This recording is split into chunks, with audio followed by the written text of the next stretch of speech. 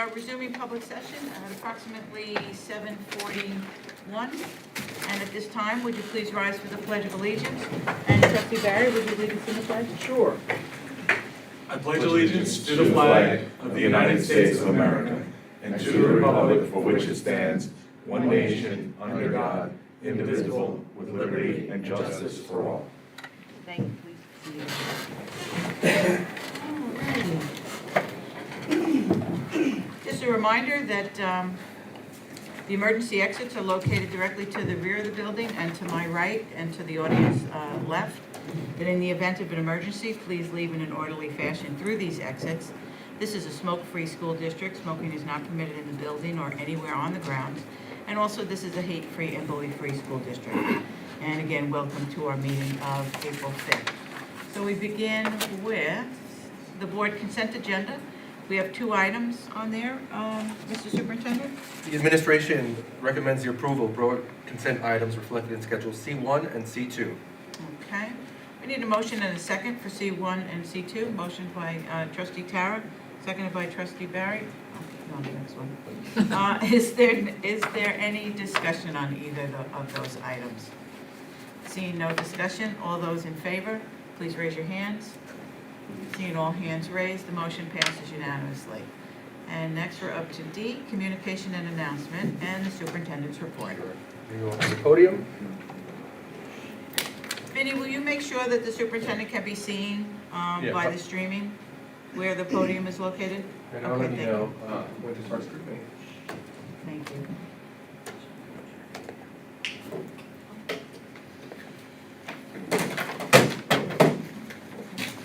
Am I on screen? Well, at least at the back of my head is on. All right, let me just toggle this. Split it.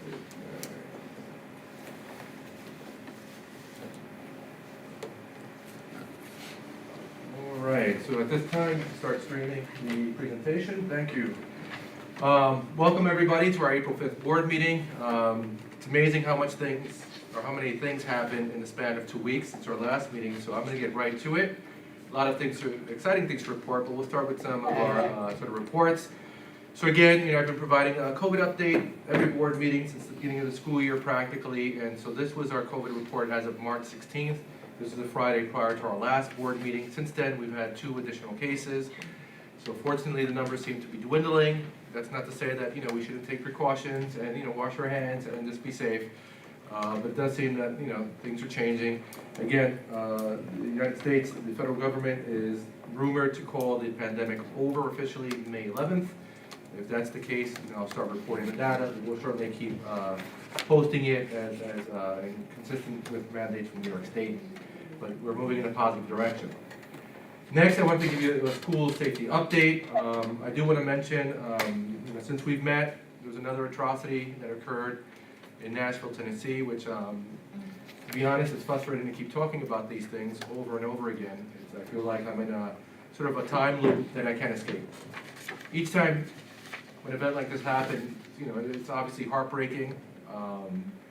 It's mind-boggling to me that people could commit such acts. And we have to reflect on it. And one of the ways we reflect on it, of course, is to look at our safety protocols. So I'm going to go over that first and then give you a little feedback in terms of what we need to do moving forward. But again, the district does have a district-wide safety plan. That district-wide safety plan is basically approved on an annual basis by the Board of Trustees. But you continually look at your safety plans and make assessments to make sure that everything you're doing is up to date, because the guidance does change. In fact, since I've been a school administrator, I think I've seen 4 or 5 different incarnations of how you do lockdown drills or different protocols. Now the protocols call for defense. I've never seen that before, because one of the things that law enforcement says that when you do these drills, God forbid, there's an incident in your school, at a certain point you have to make a decision whether or not you need to start defending yourselves, which is an awful conversation to get into. We have building level response plans, which are outlined in these sort of cheat sheets that we provide our buildings, and all schools are required to administer at least 4 lockdown drills and 8 evacuation drills on an annual basis. Evacuation drills are fire drills. We just have to have students and staff prepared in the event you need to vacate the building immediately in case there's a fire. But again, you know, sort of a side effect of all these things is the anxiety it produces in kids. You know, I don't take that for granted either. I never grew up with the possibility of being shot at or murdered in my school. And I went to rough schools in New York City. So it wasn't that there was an absence of violence, but the violence wasn't random. There was always conflicts among kids. But never in a million years did this cross my mind. And that all changed, you know, in 1998, April 20th, that's Columbine. And what's horrible about the state of affairs in these days is that every time there's an event, hoaxes increase. There was a hoax across Long Island. Several school districts got threatening emails. We were not affected by that hoax. But just a real case in point, after 420, in my prior school, you know, we had an assembly program talking about school safety, and 2 of my students sent a threatening message to Columbine High School. This is real. And so when I contacted Columbine High School to apologize on behalf of my school and my students, they said, oh, this is par for the course. We get several hundred threats annually. So to that end, I'm going to continue talking about what we're doing. You know, security enhancements are already underway thanks to the public vote. The Capital Reserve vote in October approved the enhancement of our security systems, our locking mechanisms, and our camera systems. That work is already in progress, which is good news. We're going to be conducting a safety audit. It's already started with some safety checks. What that is, you basically collaborate with law enforcement. They visit each of our schools. They do an audit and provide a report to us to see where we're at and what we can do to sort of try to ensure the safety of our students. And finally, you know, again, I emphasize, I'd rather be accused of being too careful than not careful enough. If you see something, hear something, see a post, share it with the school. We will investigate it. Anytime a child mentions the word gun in a way that's not consistent with research, obviously if you're researching something for social studies, we're going to investigate and involve law enforcement. Even if we know it's not a credible threat, we're going to go through the process. So I always like to emphasize that. What I really want to discuss is, you know, none of this is preventative measures. This is all a sort of a reactionary approach. And in the best case scenario, it's all a monumental waste of time. We'll never have to have a real lockdown. But this is where it speaks to our equity work, our responsiveness, our restorative practices, because schools need to be a safe haven. Kids need to feel like they belong, and that's what's going to reduce the likelihood of atrocities from happening. I don't think there's a silver bullet to make these things go away, but certainly when you create an environment in schools where kids feel like it's a safe haven, they're going to be less prone to want to do it harm. So it's a work in progress. I'll keep the board updated as these safety audits happen. But we are going to be collaborating with law enforcement, giving them their full cooperation. We want to make sure that South Country is doing everything it can to prepare for something that hopefully will never happen.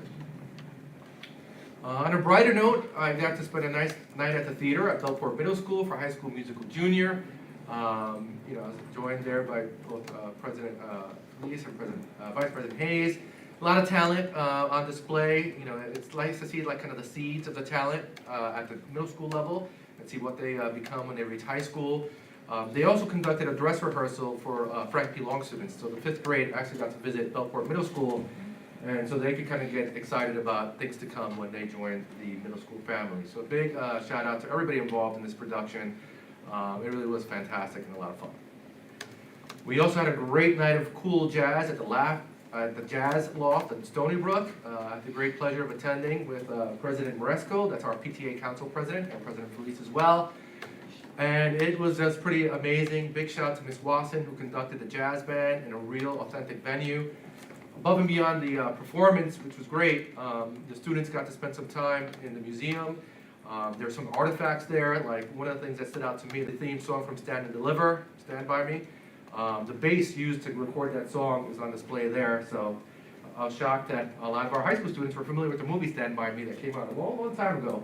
But that is such a great experience, and it really felt like I was out in a real jazz club. So really fantastic night. And another big shout out to our performing arts program, which is really astonishing and always amazes me. Student athletes, we just hosted our football luncheon, awards luncheon, a couple of weeks ago. You know, students, athletes were celebrated for their achievements on and off the field. Both President Felice and Vice President Hayes were in attendance with me as well. Really nice event, it's such a family atmosphere, and it's nice when students are acknowledged, not just for their stats, and trust me, we have athletes that have amazing stats, but for most improved, for character. It really was a nice event, which gets me really excited about spring sports. It's spring sports season. Trustee Puccini was there too. I'm sorry, Trustee Pertini was there as well, and we sat at the same table. But yeah, thank you for coming, and I'm sorry I omitted that. Okay. But really excited for South Country Spring Sports. We already had some accolades. Senior Alexis Viatorio and Junior Arlen Petrie were named Newsday's top 100 Long Island softball players, which is a nice little allocate. And Senior Jake Russo was named one of Newsday's top 100 Long Island baseball players. So our Bellport students are already making themselves sort of known in the athletic arena. As a review, high school sports include spring track. The asterisk signifies that it's for both boys and girls. Junior varsity baseball, varsity softball, junior varsity softball, varsity lacrosse, junior varsity lacrosse for both boys and girls. And girls varsity golf, if you recall, the boys played in the fall, and vice versa, boys varsity tennis, the girls play in the fall. Middle school, they're engaging in baseball, softball, lacrosse for both boys and girls, track for both boys and girls, and boys tennis. Thank you, Ms. Hoffman. Frankly, P. Long also, I noticed I have the abbreviation wrong, has intramurals. So they're doing things like lacrosse, kickball for kids at Frank P. Long. And finally, there's a lot that goes behind the scenes in athletics, but our own athletic trainer, Gina Harris, was named Athletic Trainer of the Year on a national level. So I'm going to thank everybody in the district who supported her by voting. She is a fantastic part of our staff and does a lot for our student athletes. So I have to make sure I gave her proper due. Moving on, I had a great and fantastic week last week. It was South Country College and Career Week. Here are some highlights from Bellport High School's College and Career Fair. It was really a fantastic event because it really embodied the 3 E's that I keep talking about now that I stole from Bob Vecchio, who is the president of NYSSBA. But he said all graduates should be one of 3 E's: enrolled, employed, or enlisted. And at this fair, we had all those things represented. We had local agencies like SEED, Lighthouse Mission, Boys and Girls Club, of course. We had law enforcement, we had TSA, we had animal care. That's a picture of a parrot up in the right-hand corner, which was very popular. And of course, our military armed services, and that's a picture of, the kids always love doing push-ups with the Marines. And of course, we had numerous colleges. Really great vibe, and I feel like there was something there for everyone. I was there for a little while, representing the career path to superintendent, and no one stopped by my table. Just saying. And that thematic element goes through because I also visited Bellport Middle School for College and Career Day. That was set up a little differently. The students were sort of sorted in their interests. So I spoke about my former life as a comedian and actor. I am still a member of the Screen Actors Guild. And so this is what these students were interested in and me speaking about. And a lot of the kids in this photo were in the high school musical junior castmates. So I talked about the fact that everything in life requires work and sacrifice. Even if you want to pursue a career in entertainment, where you see the final product. You see people on stage or in movies, but you don't see all the work that goes into it. And also the importance of networking and you know, even if you're super talented, attending college, because when you're around sort of that industry, you meet people, you network, and that's really, you know, what I emphasize to those kids is, you know, success comes when preparation and luck come together. You've got to always be prepared. Sometimes it takes a little bit of luck. And how you increase your chances? Putting yourself out there and working hard. Great kids, great questions, great time with them. I also spoke to the entire student body at Frank P. Long. Super impressed, you know, elementary school wasn't my wheelhouse. I always worked secondary schools, about half my time in middle, half my time in high school. But super impressed by their questions. You know, I talked about college and career readiness. I talked about my sort of journey, starting out as a reluctant teacher, moving all the way up to superintendent of schools, from someone who grew up in an immigrant household with a mother that had no formal education. There was no English spoken in my house. And we lived in poverty. And so, you know, the point of my story is, as many students as there were in that audience, there are career opportunities. And that's what makes this country great. As long as you do the right thing, which I'll get to in a minute, you can pretty much achieve whatever it is you want to achieve. You just have to invest in yourself and believe in yourself. I took the show on the road to the little kids, and it was great talking to the students K-3 about College and Career Week, and at first I said, what do I talk to them about? Little did I know, these kids are ambitious. They loved my presentation when I asked, and so that's kind of me talking to the kids at Brookhaven. I spoke at Kramer Kingdom to an audience of great kids, and as well as Vern W. Kritz. And so, you know, again, a fantastic experience for me and for the kids who are super ambitious. They want to be teachers, astronauts, scientists, of course, YouTubers, that came up. But once again, no one indicated that they wanted to be superintendent. So a little heartbreaking for me. But I went over our clip of pride and what it means to me. The P means, you know, you should always be prepared, because when you're prepared, you're ready for opportunity. You should always be respectful, because when you're respectful to people, they're respectful back to you, and they're going to give you opportunities to help you be successful. Be involved in your community, do the right thing. Don't be a passenger, you know, drive your bus and really make a difference. Diligent, I explained to the little kids, really fancy word, but it just means do your best. You should always do your best, and your best doesn't have to be perfect, but people notice when you try your best. And the most important word, another fancy word for little kids, ethical, which means you have to be a good person, because it's not enough to be great, you have to be good and great. And that was kind of the message. So I want to thank Mr. Stevel, Ms. Dunkel, who invited me to visit all these schools. It really was a wonderful experience. And I don't know, I can almost say this, I think it was more rewarding for me than it was for the kids. I'm just going to get my notes, because I don't want to lose track.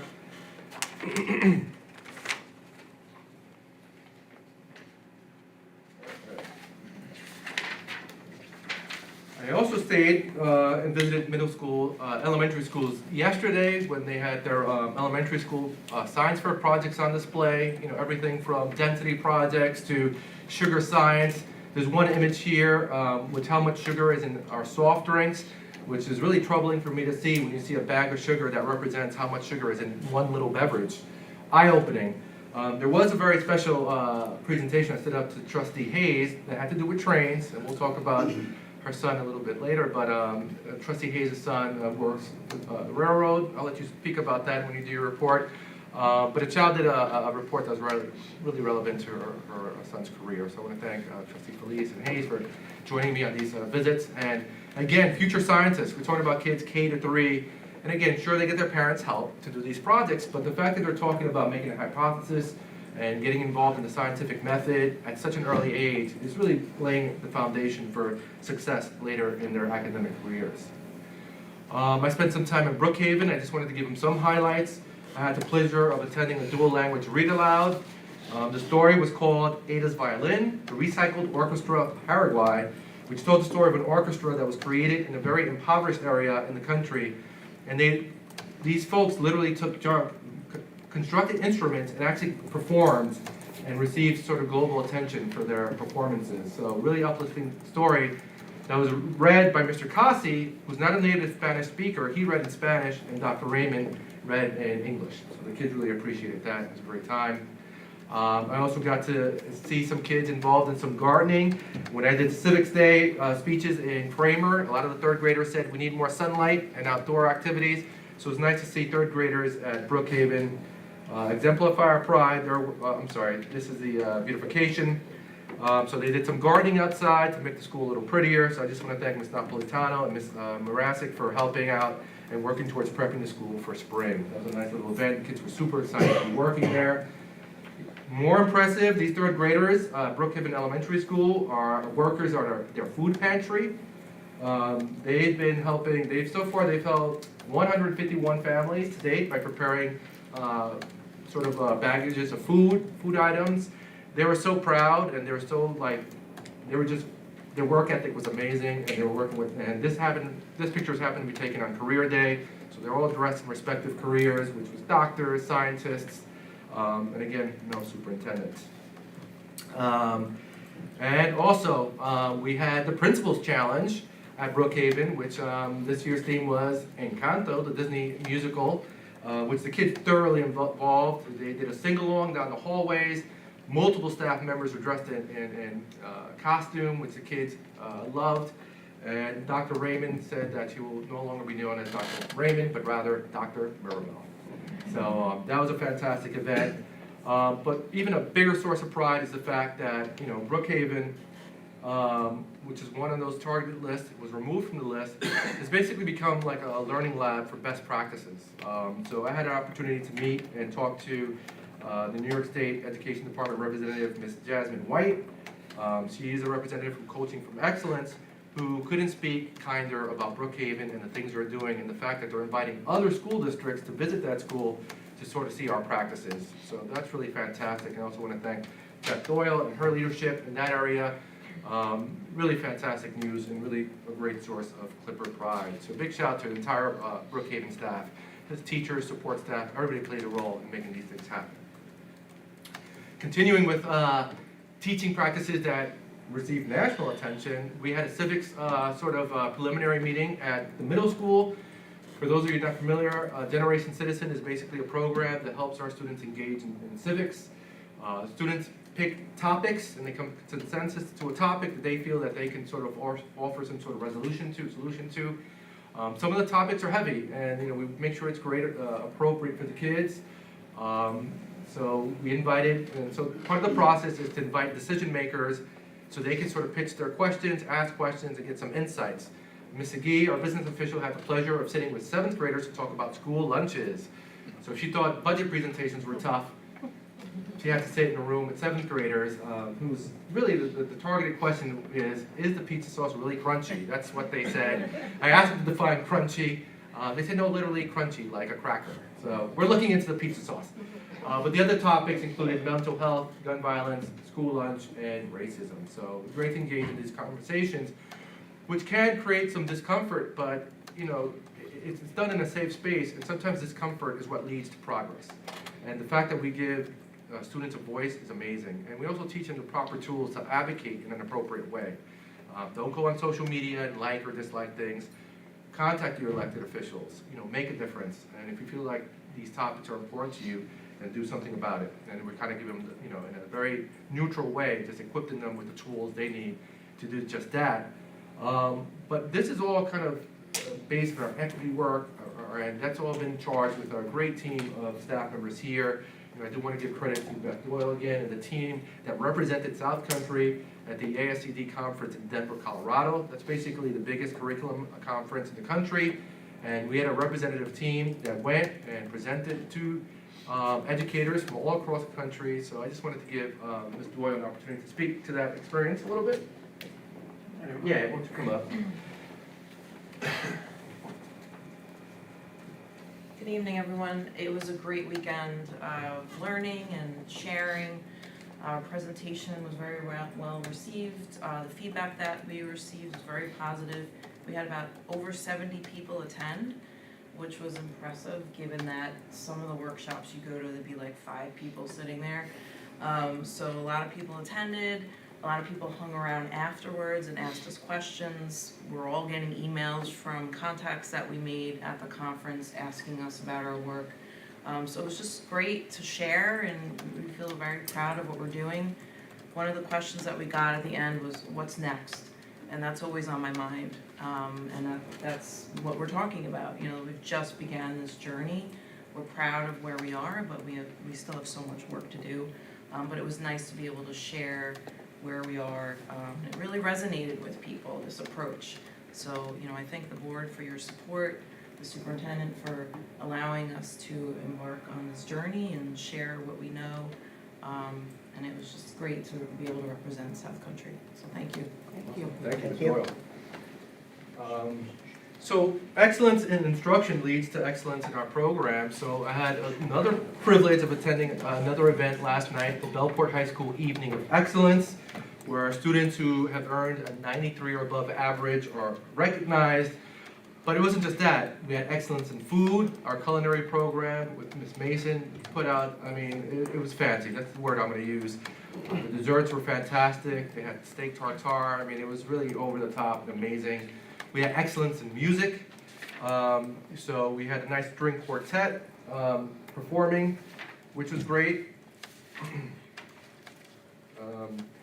We also had a rendition of the national anthem, which was sung by, I know her last name is Devine. I'm sorry, I forgot her first name, Karen. but, Karen. yep, Karen Devine. So she did a great job singing the national anthem in front of the auditorium. It was really a nice, beautiful moment to see everybody saluting the flag. Excellence in achievement. There's almost 100 kids who received accolades. That's a selfie with all of them. I was super proud of them. Because, not only did they achieve these great academic scores, but, they did so in light or during a pandemic and during some really tough years.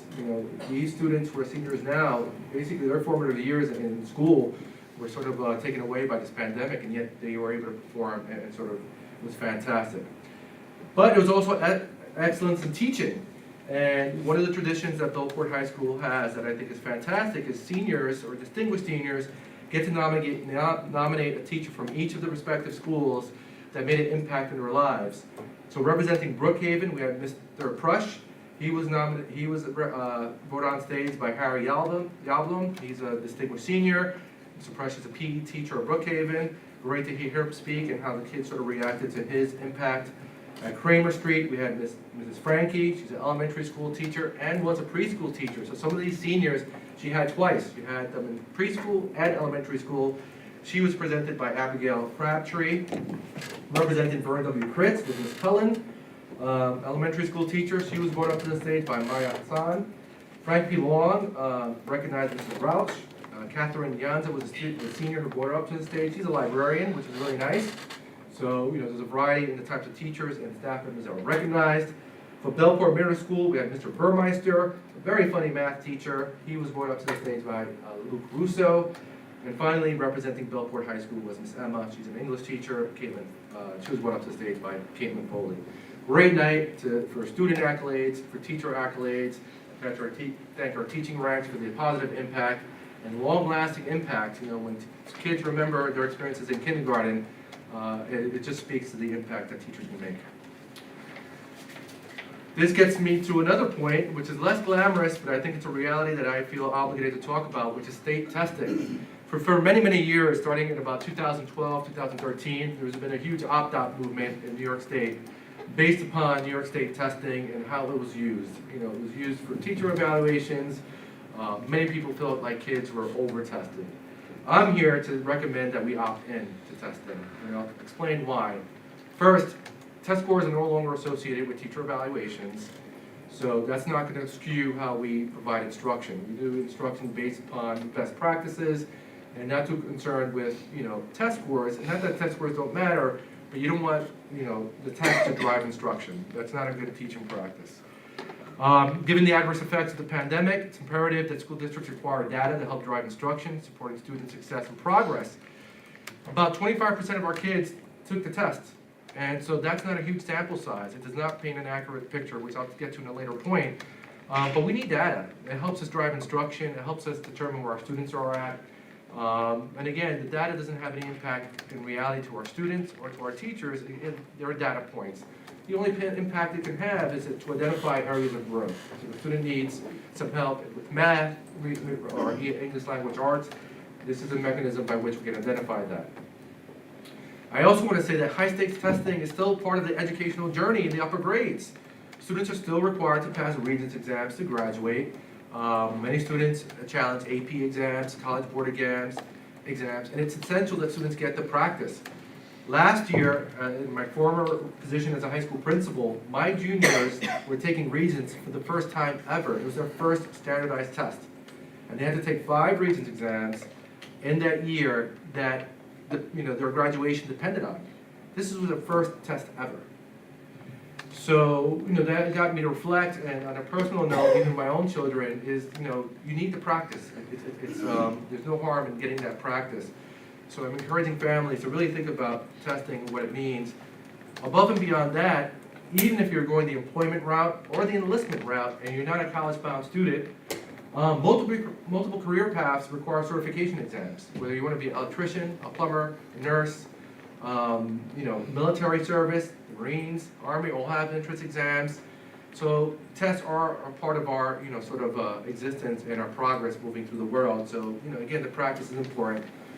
And again, the school district has been labeled as a targeted district based on an extremely low sample size of student assessments. About 25% of our students take these assessments, and that's what we're sort of judged on. So I would love to have a bigger sample size to get a bigger, more accurate picture. We'll be sending a letter out to families just to encourage, and again, we're not promoting over-testing or testing in general. I was not a good standardized test taker as a student, nor was it ever a pleasurable experience for me. But again, like I said, it's necessary, and we want to make sure our kids are well equipped for the future. We also had an event at the Boys and Girls Club. It's called their Legacy event. That was a fantastic event. I don't know if community members or trustees have been to the Boys and Girls Club as of late, but it's an entirely different place. It was really a beautiful space. You know, I want to thank Trustee Felice, Trustee Hayes, Trustee Flippin, and of course our board ex officio, Brent Johnson, who was there working. And yeah, like the picture shows, imagine the possibilities. I just think there's a lot, it's a huge resource for our community. But more special than that, they sort of honored different community members. As a staunch advocate, they honored Eileen Green, esteemed partner, Maureen Vietch. Value Ally was the police athletic lead, which does a lot with the Boys and Girls Club. The local support is Ridgewood Savings Bank. But the most famous, or not famous, the most special honoree was Miss Mary Gambles, which is Trustee Flippin's aunt. And Trustee Grandmother. Huh? Grandmother. Grandmother. Wow, I got that wrong. Wow. She looks fantastic. And it was really nice to meet Mr. Trustee Flippin's family. I didn't realize how embedded he was in the community and all the great stuff he does for the Boys and Girls Club and our community at large. So I just want to give Trustee Flippin a shout out. It was really nice to be there and to meet some of your family members. So you should be proud of yourself. That's Clipper Pride. And of course, a shout out to our students. Bryn Johnson, she seems to be everywhere. She's now playing lacrosse, all sports. She was working the event along with Ella Mason, which you may recognize. She's our winter track state champion. So it was great to see both girls there working the event, and it really was a special night. Moving on, Capital Reserve Fund. Back in October of this past year, 2022, the voters approved the Capital Reserve vote that allowed us to do $2.6 million in security enhancements and also the replacement of a turf field that really needed replenishing. We're proposing another Capital Reserve vote to finally use the monies that are left over in our Capital Reserve, which will be named Proposition 2. Basically, Proposition 2 includes the replacement of the windows at Vernon W. Critz Elementary School. There's kind of a detailed breakdown of what the costs are. And again, sunlight and the access to just illuminated rooms is really essential to learning. It really does enhance the learning environment for students. Vernon W. Critz, for those who are not familiar, there was a film that was placed on the windows that almost makes it opaque. You almost can't see through them. And it's just not a great learning environment for our students. And there's a lot of benefits to sunlight. You know, it's scientifically proven, so I think it's a worthwhile venture. So that is Proposition 2. We're proposing that we use the remaining funds in that capital reserve, which means that we'll have to establish a new capital reserve, which also requires community vote. That would be Proposition number 3, which calls for the establishment of a new capital reserve fund totaling $10 million to be funded over 8 years. And again, what this allows the district to do is engage in future capital improvement projects that yield state aid. All of this is budget neutral. Both Proposition number 2 and Proposition number 3 represent no additional cost to taxpayers. Additionally, the capital improvement projects, again, included in Proposition 2 are state aidable, meaning the district will receive reimbursement from New York State in the form of building aid at 76% distributed over 15 years. So thus far, and I'll talk about this in the budget presentation, capital improvement projects not only make our schools much more up to date, but it yields state aid in the future. Proposition 2 and 3 will be on the ballot on the May 16, 2023 budget vote. I don't want to confuse anyone. This is not a bond. This is, again, the use of our savings, money on hand, and it's no loans required. It's just basically giving us the authority to use what's already in the bank to do capital improvements and to establish another, what we call a savings account or reserve for future capital improvements. Finally, I want to cap the presentation off with Women's History Month, which we observed during the month of March. Really a lot of achievements, a lot of women historically that have really changed the world on a global scale. Here's a picture of some women who are historical significance, some more contemporary. All of our schools kind of did little things to observe Women's History Month, including sharing women's stories, which was hosted by Ms. Palladino and Ms. Abamamwa. We also had the elementary schools do book studies, pick women leaders that they sort of looked up to, which was really fantastic. We also had an alumni from the class of 2008, Kara Thomas. She's a published author. In fact, students at the high school read one of her books, Cheerleaders, which they think is fantastic. But thus far, she's published 8 books. So she talked a little bit about her journey as a publisher and talked about, again, being yourself, focusing on your talents, and had a nice discussion during an assembly program and a book club discussion at the school, which was great to see all students identify with a Belport alumni that has made some sort of success, and especially for all the girls in the audience who kind of relate and see themselves in Miss Kara Thomas, which was fantastic. More than that, I do have to say this, we got future leaders in the making. Our valedictorian, our salutatorian, and our SAS, which is the third-ranked students, are all female. Our valedictorian, Hannah De Los Santos, salutatorian, Alexandra Yukowski, and our SAS, Sarah Cornatulio, are all females. In fact, our top 11 students in the class of 2023 are female. So I figured I'd give them a shout out in Women's History Month because they are future innovators and leaders, and I'm sure some of them will be coming back to our Belport High School stage to share in their successes. Finally, again, if you want to keep in touch, visit our website, the community portal, which you can input your email address to get correspondence. The Superintendent's Corner is updated on a monthly basis. That gives you a link which opens up the Superintendent's Corner. My contact information is there, my Twitter feed is there, and my weekly update or blog is also accessible to community members. In addition, in a form to increase communication, I am going to be hosting a retiree meeting tomorrow, April 6th at 1 p.m. right here in the boardroom. We're also going to be providing the meeting via Zoom for those retirees who can't physically be here. The link is already posted on the homepage of our website. The idea to answer some of the concerns that our retirees have had, and just to sort of emphasize that our retirees have received their full reimbursements for the 2022 school year, or calendar year, I should say, not school year. That reimbursement's been issued, so we're going to talk to our retirees tomorrow and kind of explain what the plan is, and be able to answer questions in an open forum with no time constraints. Yes?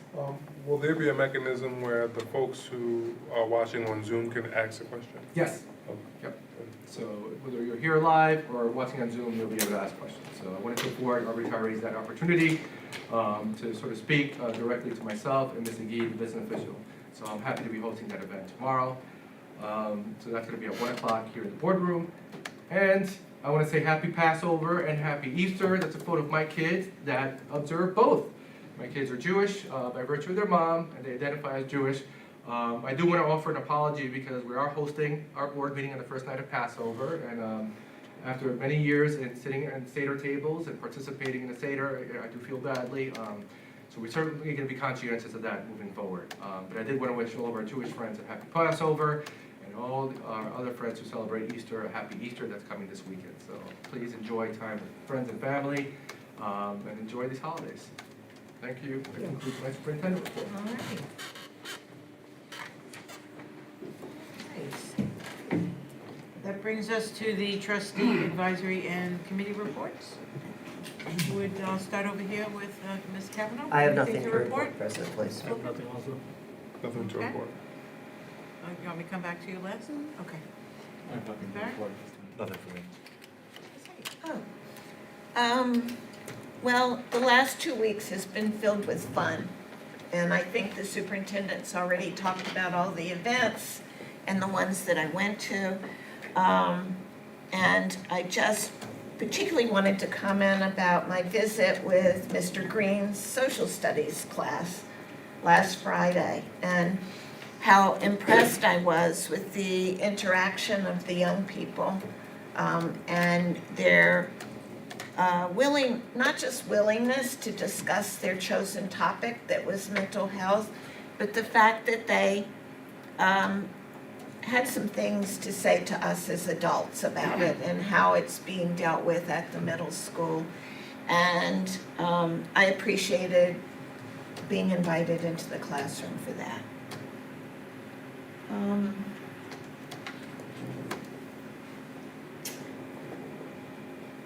Do you want me to talk about my request that's coming up for the virtual trustee attendance and tie that in with the fun I had yesterday at the science Sure, fair? you can defer Because to you showed President the Feliz. slide Yeah. and you made a comment, is that okay? Yes. All right. Went to the Frank Pilon Science Fair, and one of the displays that caught my eye was train safety. And my older son, who's a Bellport High School grad, has been fascinated with trains since the young age, like this young student, and is now working for the Federal Railroad Administration, and he's in charge of track safety for the entire Northeast Corridor. And next week, no, 2 weeks from now, he's going to be given an award at the headquarters of the Department of Transportation in Washington for his commitment to safety in our railway system. So to walk in and see this science exhibit of a youngster, it brought me back to when my son was that age. And I felt also gratified when I got an email from Miss Nabby, who's the teacher of the student, to say that he won the science fair at Frank Pilon yesterday. So that brings a lot of smiles to my face, and I think is there gonna need to be discussion now about my virtual attendance at the meeting? Why don't you make your request now, and then we'll take the vote on it when it comes up on the agenda for the Okay. action item. So I would request that you permit me to attend virtually 2 weeks from now. It matters to me that I be present during the budget hearing, that's 2 weeks from now. The budget adoption. Budget adoption, that I be part of that. But I physically cannot be in two places at once, and I'm gonna be in DC. Okay. All right, thank you. And I'll just reiterate that I love the superintendent's reports because he includes all the trustees who shared in the events with him, so we can save a lot of For time. Trustee Pacini, I apologize again. That's right. So yeah, I mean, all the events that the superintendent mentioned were just beyond events to be proud of. And I just have to say, I did overhear a comment while I was at the middle school that said that our district celebrates sports more than we celebrate the arts. And nothing could be further from the truth. And I was very disappointed to hear that comment because the superintendent was there, the board president and the vice president was there. You heard how many events we go to. We all share in that responsibility. And we celebrate everything in this district, especially the arts. And the crown jewel of our trips this week was following our jazz ensemble to the Jazz Loft up in Stony Brook? Stony Brook. That performance was beyond professional. And that location that caters to students to bring them into an element and give them a space to perform, to really highlight what their talents truly are, was just was so special. And it's new. It's a new facility and newly available to schools.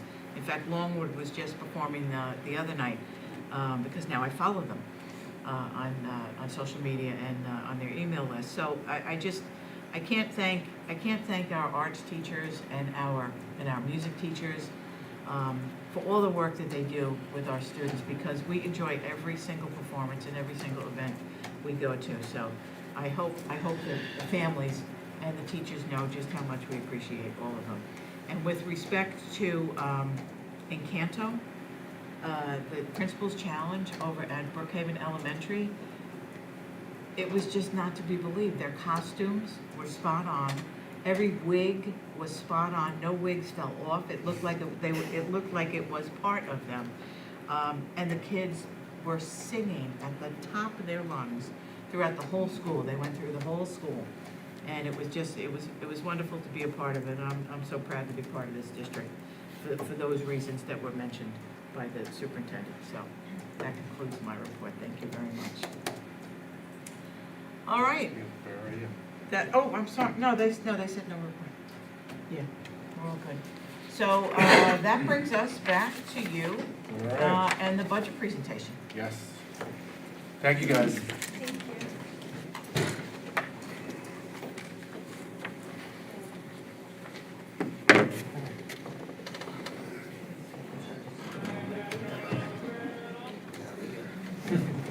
I don't know, seems like my budget presentation is a soundtrack.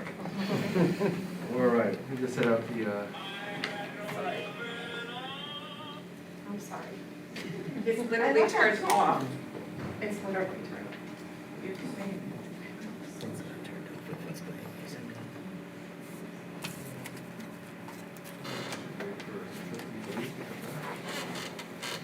No, I think I should. Yeah, no, you can do the. We'll go down. All right, So so go we can ahead. start Yeah, streaming. to recap the first one. Thank you. So welcome to our sixth budget presentation. So it's amazing to me that 6 represents almost 12 weeks that we've been at this. And of course, we've been engaging in the budget process even longer than that. But today is budget presentation 6, which is a revenue and expenditure update. So I'm going to start again by highlighting our schedule. We began this process back in January when we basically reviewed the budget process. And we've sort of been at it since then. We're currently on April 5th, where we're going to be talking about expenses and our revenues. April 19th is our budget adoption. That's the date at which we'll reveal our tax levy, where we're at the end of this process, which will be followed by our budget hearing on May 3rd, and then our budget and vote and election on May 16th. And again, I encourage all community members to come out and vote. Process again, in terms of timeline, this quick recap starts in November. So it's funny because our business official lamented that she's never in the current year. At the end of the school year, she's looking back at the prior year. At the beginning of the school year, she's looking towards the next school year. So this budget process starts back in November. It goes all the way through May, and it's an ongoing process. Right now, we're in April, where the school budget is being finalized. Will be presented officially to the Board of Education at our next meeting, as I said, and hopefully adopted. And that will be followed by our May budget hearing and budget vote. Just in terms of a very quick recap, all of these budget presentations are posted on our website if people want to review them. But again, our first budget presentation, we talked about an ongoing review of our programs basically, we spoke about our budget process, that we can review programs and we look for efficiencies. We look always for alternate revenue sources, always trying to increase the revenue side of the equation. We want to make sure we use our reserves in a strategic manner that's allowed by law. And most importantly, to mitigate some of the challenges that we have ahead, we're looking to engage in capital improvement projects to the greatest extent possible. Again, our reimbursement rate is a little bit above 76%, which is distributed over 15 years. To date, we already had a capital reserve vote, as I mentioned earlier tonight, in the amount of $2.6 million, which will be state aidable. That work is already starting. We're hoping to resolve or conclude these projects in the very near future, because once they're completed, we start receiving state aid on them. We're also in talks with Energia to do an energy performance contract. That's a budget neutral mechanism that districts engage in to do capital improvements. Right now, it's estimated that we can do almost $6 million in capital improvements in a budget neutral way. Again, at no cost to taxpayers. So that's an additional $6 million in capital improvements that have yet to affect our taxpayers. We also included a transfer to capital budget line, which will enable us to engage in $1 million worth of capital improvement projects on an annual basis, which will yield state aid as well. That does affect our tax levy limit, and I'll talk about that in a second. And we're also proposing a May capital reserve vote. So if you put all these things together, and if our May reserve vote is successful, we're looking at about $11 million of capital improvement projects in a budget neutral way, not counting the capital transfer line. And again, all of that is state aidable. This is done outside of a bond, outside of increasing the tax burden in our community. So we're really looking forward to that. During our second presentation, we talked about the tax levy limit and how it's calculated. As it stands, our tax levy limit is 4.64%. That does not represent the tax levy we'll be proposing to the community. That's the limit that was based upon an 8-step formula.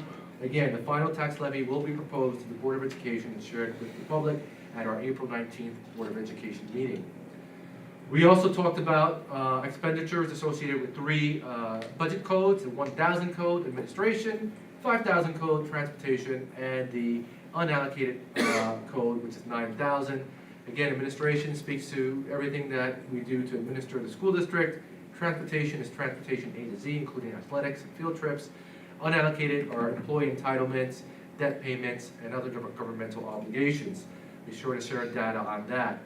During our 4th presentation, we added the 2,000 code, which is curriculum instruction. Again, curriculum is what we teach, instruction is how we teach it.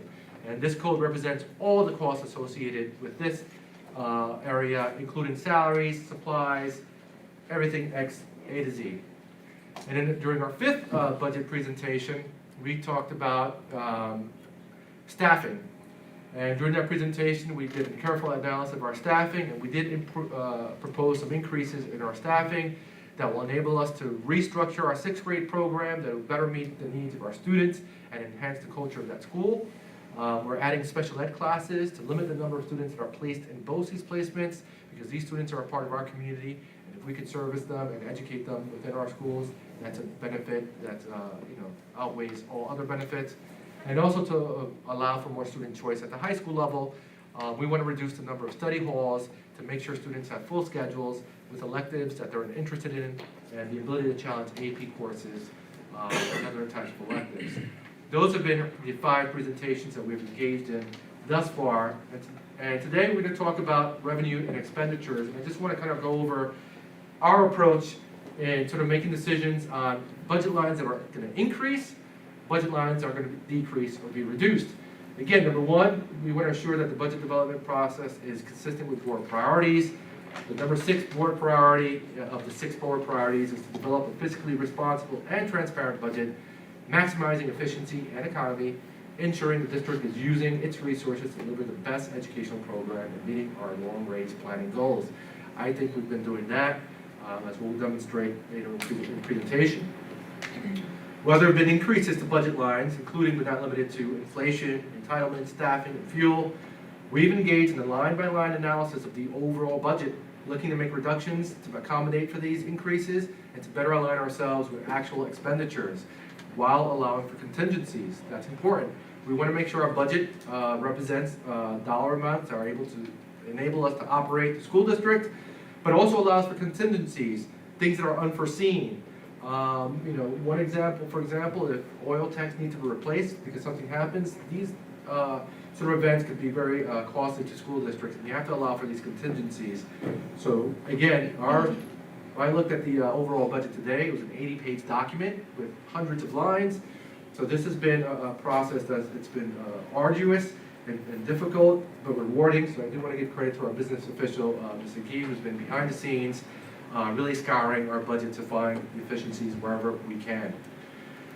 While the addition of a capital transfer budget line represents an increase, it's $1 million increase, it will allow South Country to engage in ongoing capital improvement projects which will generate building aid in the long term. I keep emphasizing this because school districts need to engage in continual capital improvements. It generates revenue in the form of state aid in future years. Because of the pandemic, because there hasn't been major renovations to the school district in quite some time, this is what kind of led to this mismatch in debt payments and our state aid. So one way to mitigate that is, of course, looking for efficiencies and also engaging in more capital improvement projects in a budget neutral way. So far, everything we've proposed, with the exception of the capital transfer line, has been budget neutral. We're talking almost $11 million should the capital reserve vote pass in May in capital improvements that have no effect on our tax levy or taxpayers. The use of reserves is an important component of the budgetary planning. The idea is to use reserves as permissible by mandates, because again, there are state mandates that regulate how we use reserves, while replenishing the funds to the greatest extent possible. The reserve plan will be submitted to the Board of Education in June. So basically, in May, Ms. Agee will make an assessment of where we're going to land in terms of our budget, and that's where we can see how much we can replenish to our reserves. The idea of using reserves, it's like having a savings account. If you have $100 in your savings account and you take 10 to help pay costs, you do your best to replenish that $10. You want to make sure you maintain reserves in a healthy place.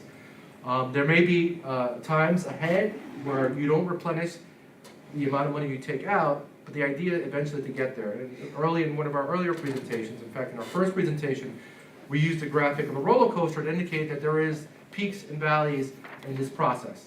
For the next year, we're confident we'll be able to replenish any reserves that we use.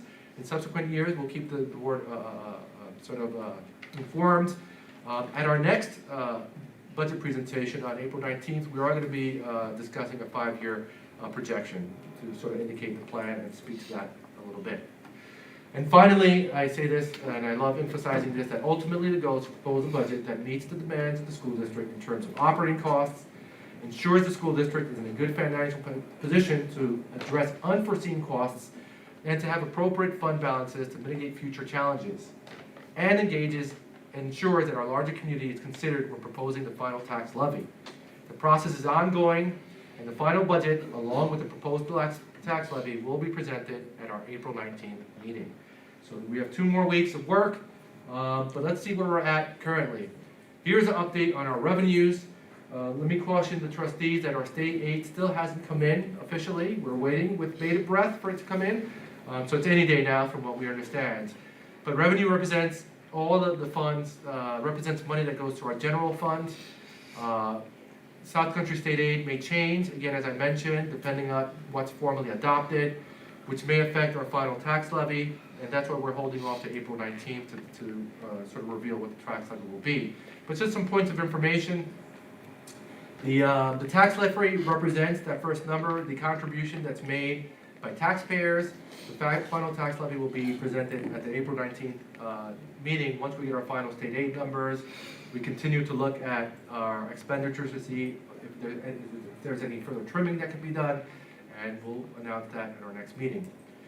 Miscellaneous revenue, that line represents, includes but is not limited to day school tuitions, health services, interest and earnings, Medicaid reimbursements.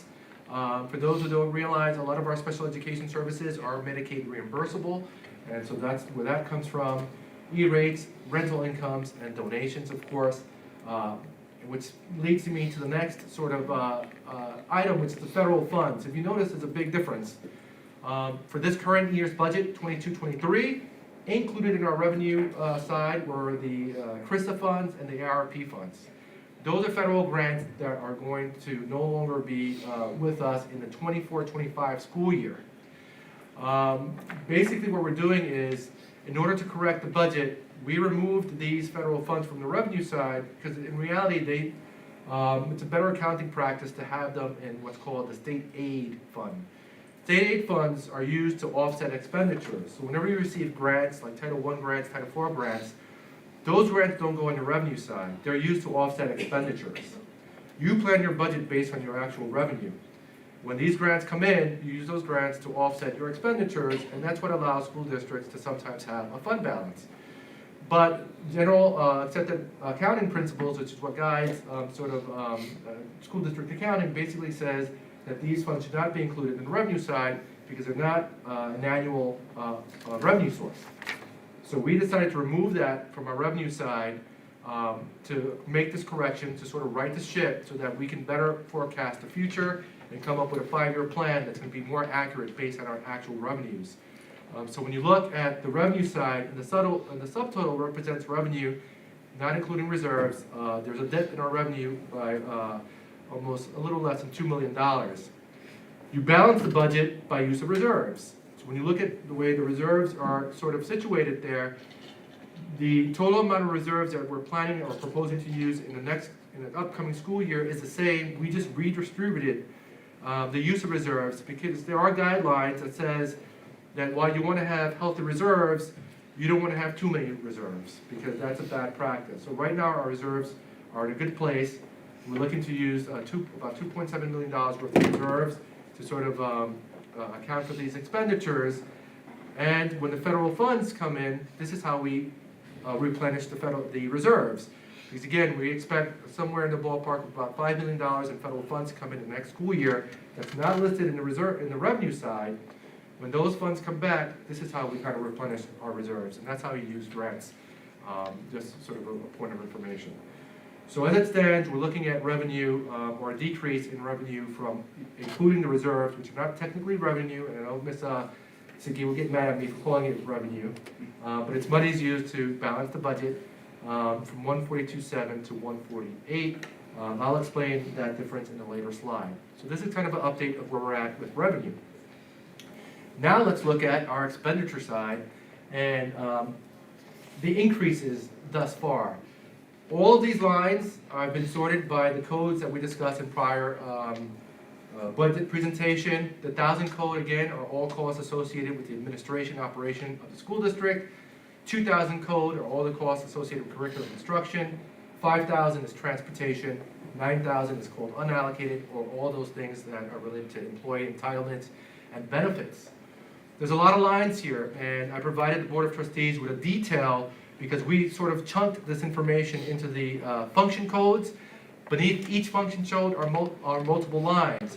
But these increases are generally based on multiple factors, including inflation, increased staffing proposals, as I discussed earlier, a new Mac lab at our high school to accommodate our digital music program, and music instruments that were damaged from the humidity and that need to be replaced as we look to build our performing arts program, more efficient Chromebook replacement plan, and a Chromebook replacement plan because technology gets old very quickly. New playground equipment at Brookhaven, I believe, or Kramer, I apologize. A new scoreboard because our scoreboard at the high school, I think, is sort of its last days. Funding for field trips, grade level field trips, so we can offset the cost to make sure that there's more equity and more students can participate. Staffing to accommodate a new 6th grade program and special classes district-wide, a district director of technology, which is sorely needed in our district, and again, that capital transfer line that I spoke about, which was added to our budget. Thus far, that represents almost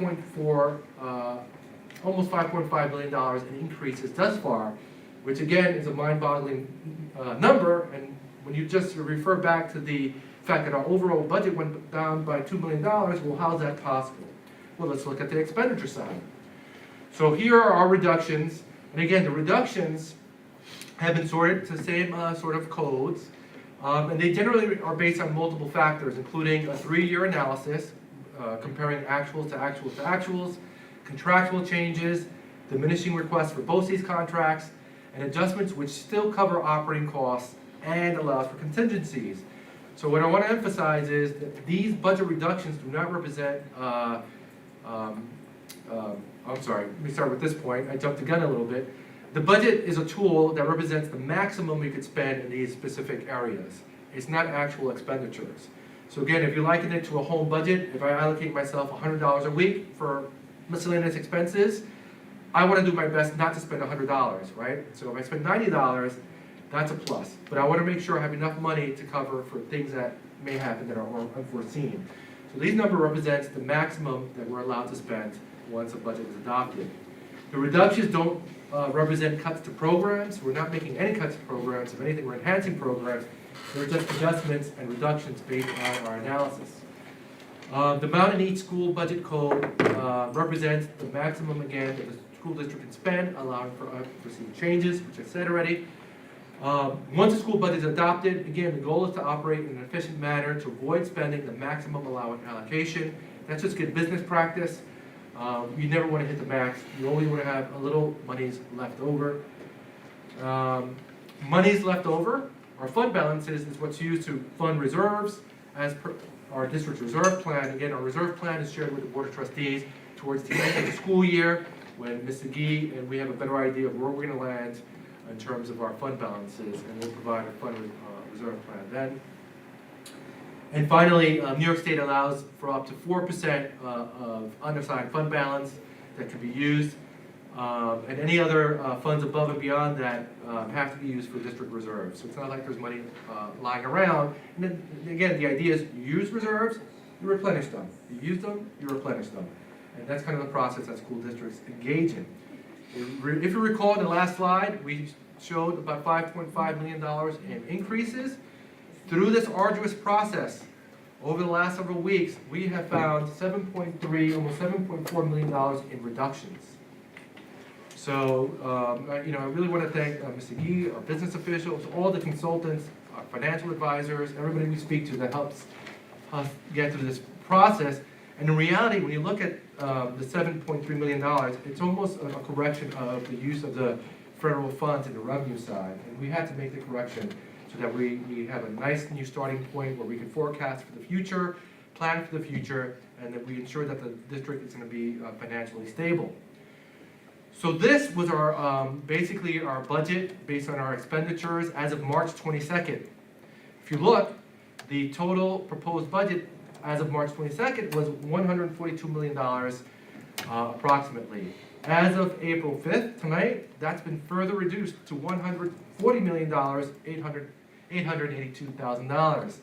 How was this accomplished? Again, it was through careful analysis and consultation with multiple resources. The budget process yielded almost $5.5 million in increases based on all those things I said, inflation, entitlements, our enhancement of our programs, but also we engaged in finding almost $7.4 million in budgetary decreases.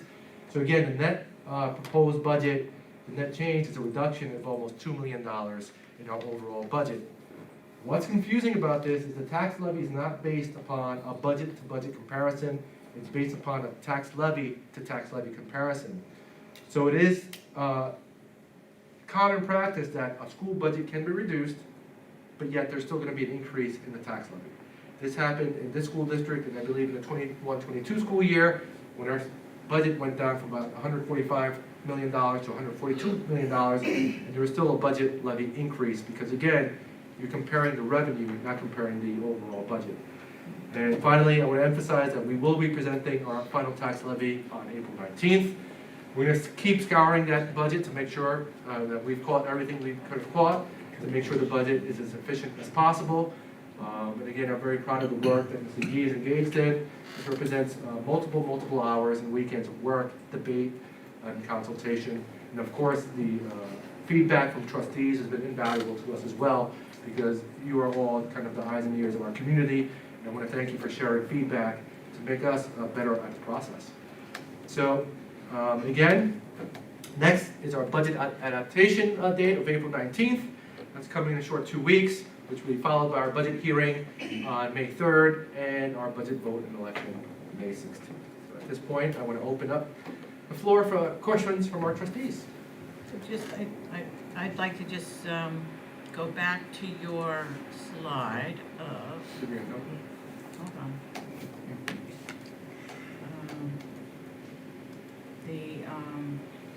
Slide 7. And you did state it in your narrative, but just to reiterate it again, because there's a lot of information. So this represents no program cuts, even though we've produced, So that's actually, these are the increases. that's the increase. Go to the You next wanna one, see the, 7,000, sorry. 7 million. You're right, 7 million. Right, slide 8, okay. So no increase, no cuts to programs, Nope. no cuts to staffing, Nope. no cuts to educators, Nope. and maintaining small class size. Yes, and I will say this in front of the trustees, in front of the public, we have relatively small classes compared to other school districts. That's something I don't want to touch, because, again, when we look at the effects of the pandemic and kids being essentially out of school, and again, the best effort provided by every school district in the state and the nation did not mimic what actual schooling is like. So regardless of how efficient our virtual instruction was or wasn't, it wasn't real school.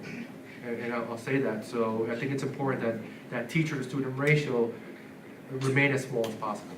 And my final point, and then we'll open it up to the rest of the board for questions. We're also looking to increase our security staff Right. throughout the district as well, and that's all included in It's this all budget embedded. presentation. Yeah. Okay. All right, around the room? No questions today. Okay. Trustee None. Puccini? Anybody on this side? Vice President Hayes? Can I make a comment? Not so much a question, but I particularly appreciate that we're able to maintain the smaller class sizes, because I think that your point is well taken, that the teacher-student ratio has direct impact on student mental health. And so we're getting the benefit of that in this budget by being able to maintain that ratio. And I also wanted to comment about my appreciation for the various changes that have come forth in the last year. And one of the things that happened is New York State aid was increased by, I think, 3% across the board for everybody. So that was a help that we were not anticipating last year. It's still not finalized, But assuming that that passes. And the other thing is that we had the benefit of our auditor's report last June, again, after the budget season, that did a thorough analysis of our reserves. And that's been factored in now to the planning that our business office and the administration is And I'm glad you presenting. brought that up, because that really was one of the driving forces. That was kind of the seed that was planted when we looked at those reports.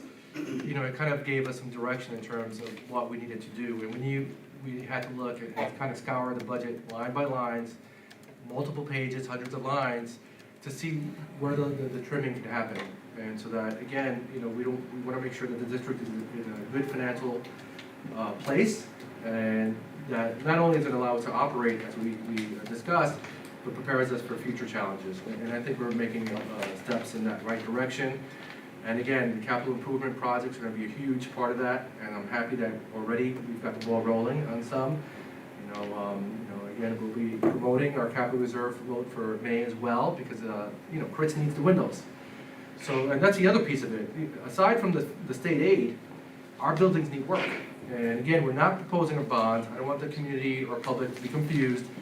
But a bond may come into the discussion down the line, because it's been like 20 years since the school district is engaged in major capital improvements. And anyone who owns a home knows if you let your house go for 20 years, things start falling apart. I'm going to make one request for the April 19th Sure. meeting. We approved another treasurer's report tonight, and then I hope we have another one for the next meeting. Will we have the next one? She's working on it now, Okay. so I'm hoping that was my goal. What I'd like you to do, if you could, I'd like you to speak to the encumbrances that are being made and the amount that's available, because that's how we fund the reserves, as you said. So to give the board and the community assurances that the current numbers are supporting what we've just been presented here.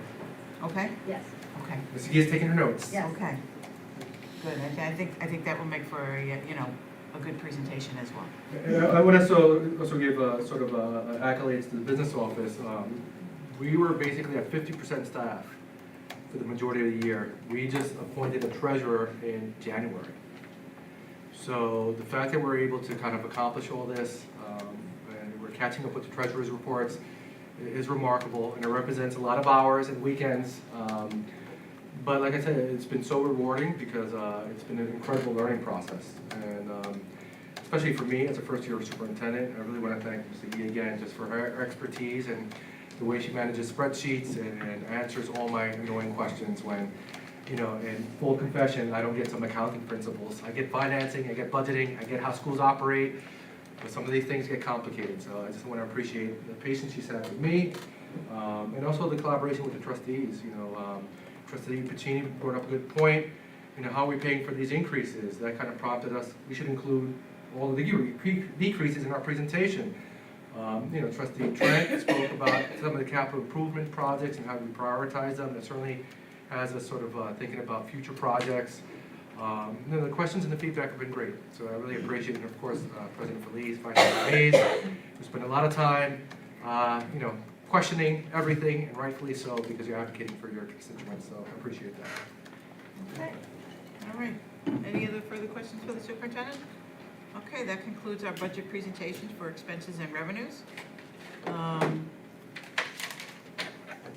next item is item E2. I'll wait for the superintendent to get back.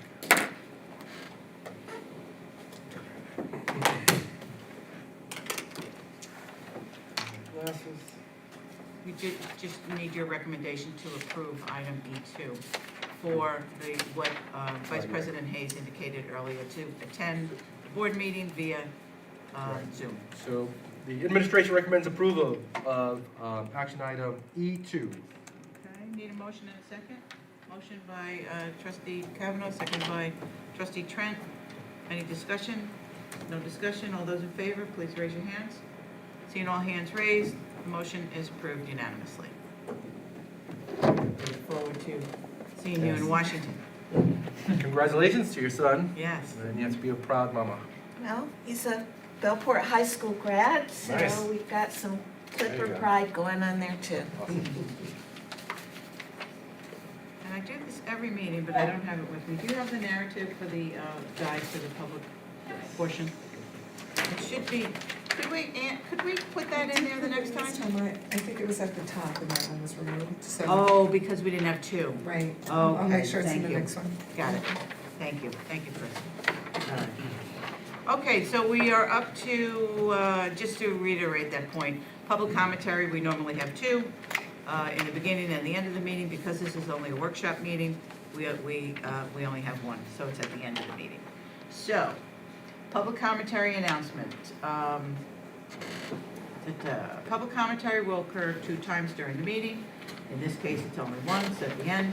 Comments from each speaker are limited to 3 minutes. Total time for public session is limited to 30 minutes. Comments relating to a personnel matter or individual students will not be entertained in public. Public commentary is a time for the board to hear comments from the public, not a question-and-answer period for the board and the public. If asked, informal questions requiring short answers will be addressed. However, board members cannot engage in dialogue with the speaker during the public commentary.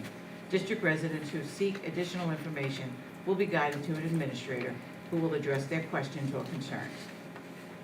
Thank you. So with that, we have, is it 3 cards? We have 3 cards, and the first is Mr. Barnett. Would you just step to the podium, please? And the district clerk will set the timer for you. John Barnett.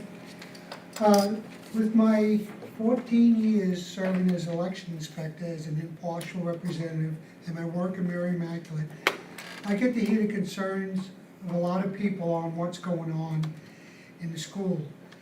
I will tell you the level of confidence and trust is on shaky ground right now. The combination of what's going on with the retirees reimbursement, what they consider a shell game, and they're still getting over the debacle of the last bond issue. It's across the spectrum. They're taking notice of it. In addition, they're taking notice of any board officials that have been involved in this too. Personally, as I look for the Medicare reimbursement for the retirees, I'm just baffled.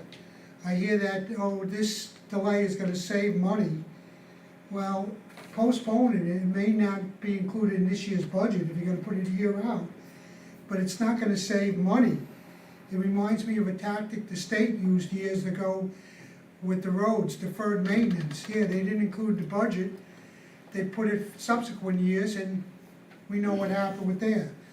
Also, I was told that, oh yeah, some retirees might get overpaid. I don't understand this. If the retirees have to file government-supplied documents, the same that they use on their taxes, how can this be? Definitely, it will hurt the retirees if this thing stands. Some of these people need the money to pay their bills in light of the high inflation that we had, last year. As a board, I want to thank you for volunteering your time and your efforts, and to Superintendent Santana for setting up the meeting tomorrow to hopefully mediate this. When you elected, you also have a responsibility, for prudent decisions for everybody. To me, the shell games, when you start playing that, Could I just stop you for one moment? The, you're gonna stop the timer? It's okay, we're gonna stop the timer. Relax, relax, got it. It catches up, sorry. The verbiage you're using is alleging fraud, and that's not the case. So I would just ask if you would refrain from those words, All right, the deferring okay? Thank you. of the Because thing. that- I'm it's telling not the you case. Go ahead. what people are perceiving it as. Okay, I'm not making an assumption, okay? All I'm saying is, please, be prudent, don't do this. The 6-month payment plan was working out fine. Don't lose the trust of the people in here. Once that trust is lost, it's hard to win back, okay? And again, thank you for your time and effort. thank you very much, Mr. Barnett.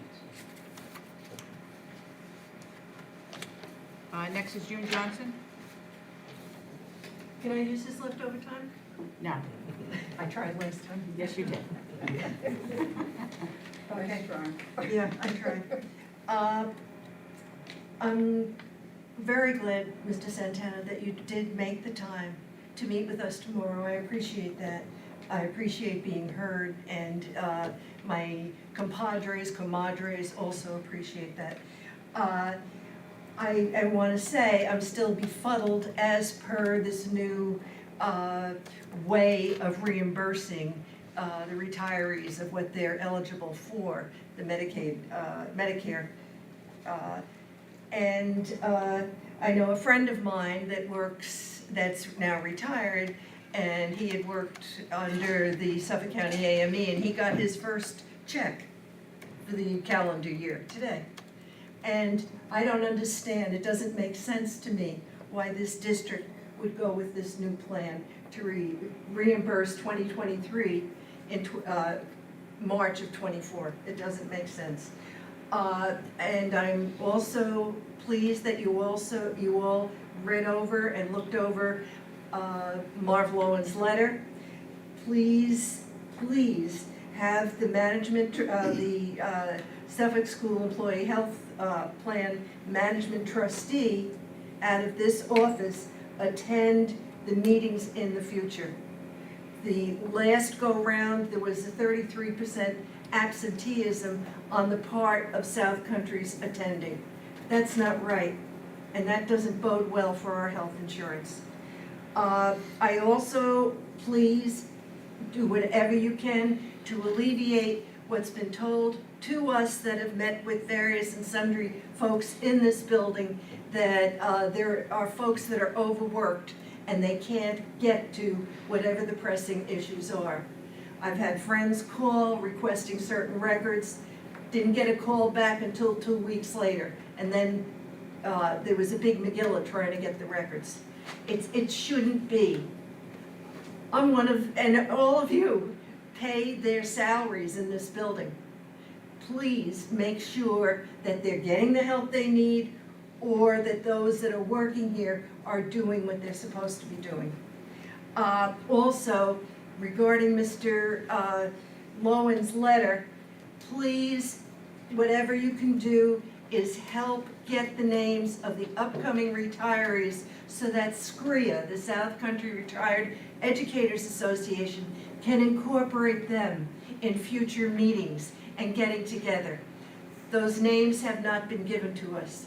SCREA also, as you found in his letter, we give scholarships to upcoming seniors that are going on to become teachers. That can't be done unless we have a membership. Thank you. Peace be with you. Thank you, Ms. Johnson. And next is Tony Huffine. Take your time, take your time. So It's been a while. Hi, I don't want to be redundant. I'm here because of retired teachers and educators and the stopping of the funds, the reimbursement. That's a real issue. But I'm sure you're aware, but I'm going to reiterate. There are a lot of teachers in the school district, okay, retired teachers, because it is a nice community. I, for one, never lived here until I retired, but I came here to retire. So you're talking about a voting number of people who are retired teachers, okay? So keep that in mind, please, okay?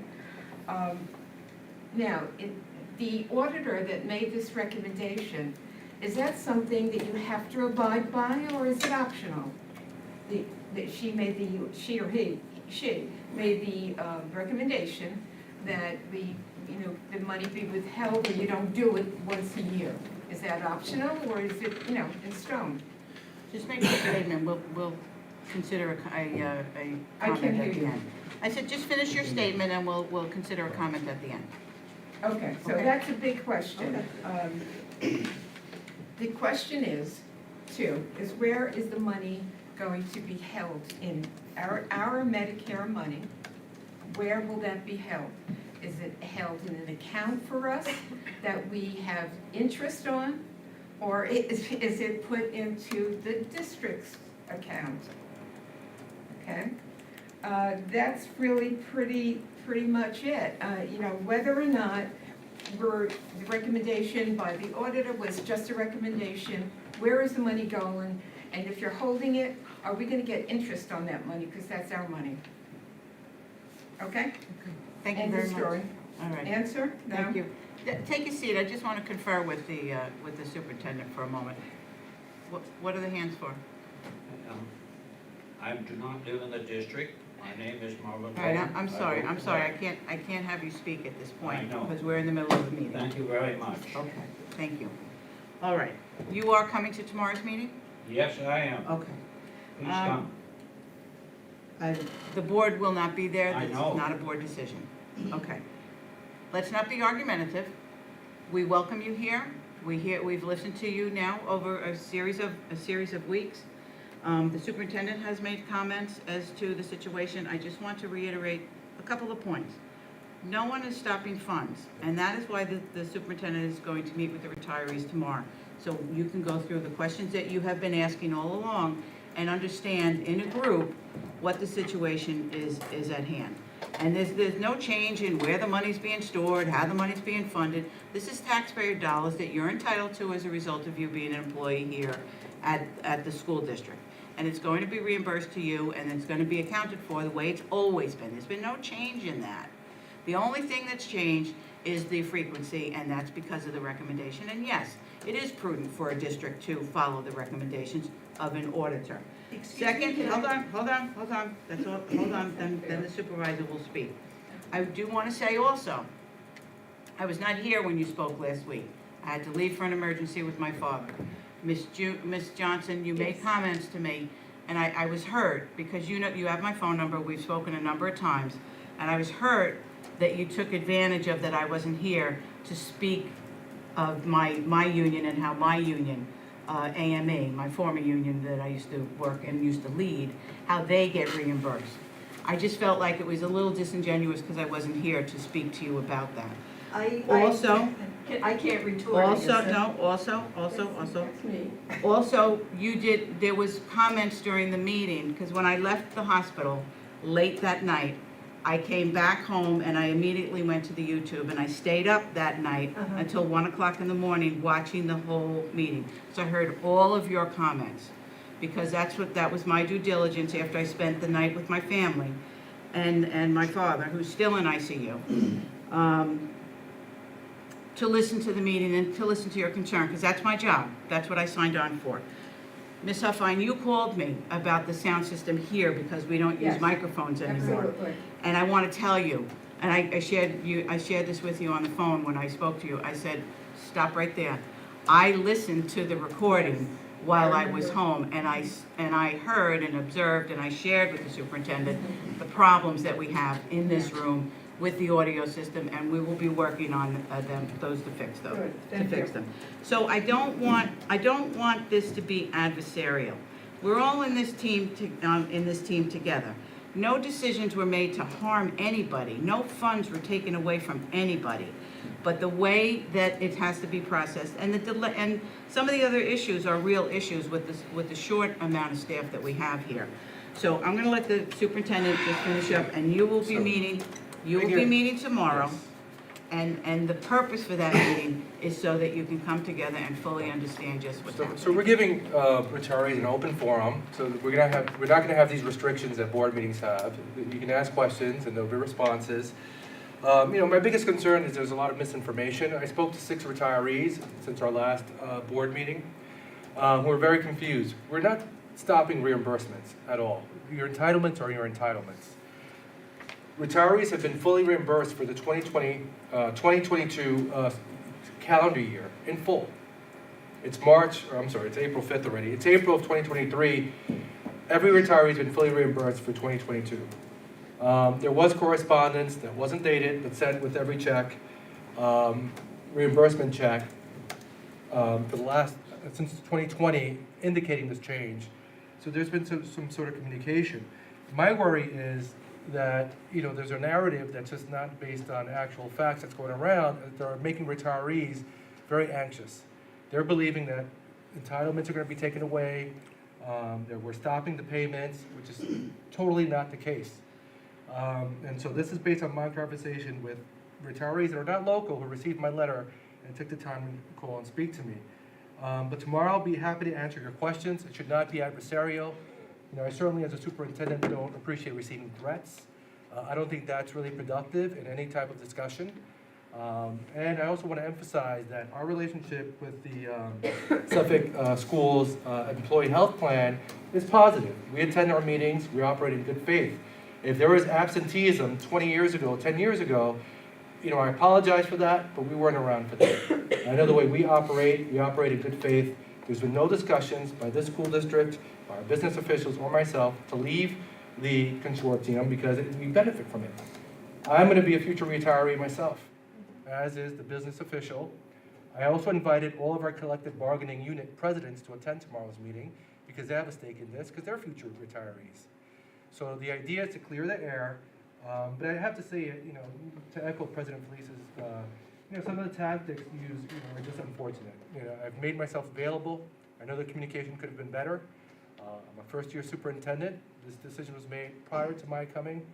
But I have to say that we value our retirees. And perhaps we didn't appreciate the impact of this change, but we're going to talk about it tomorrow in an open forum. We're giving our retirees a venue to come in and express their concerns because it's important to us. It certainly is important to me as a future retiree. So I just wanted to say that because, again, certainly some of the tactics used were just, to me, just not necessary, especially when we're trying to work together and we're trying to find a resolution that's going to make all parties feel satisfied.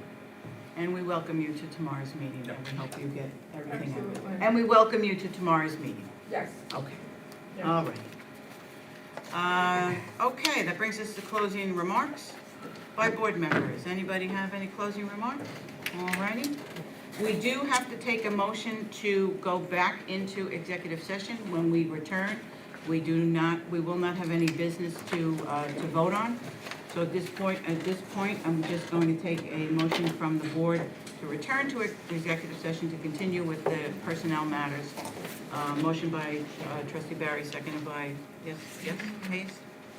Trent? Vice President, trustee Trent? Yeah, Mr. Barry and Mr. Trent. All right, all those in favor? Raise your hand, seeing all hands raised. The motion passes unanimously. We are going into executive session.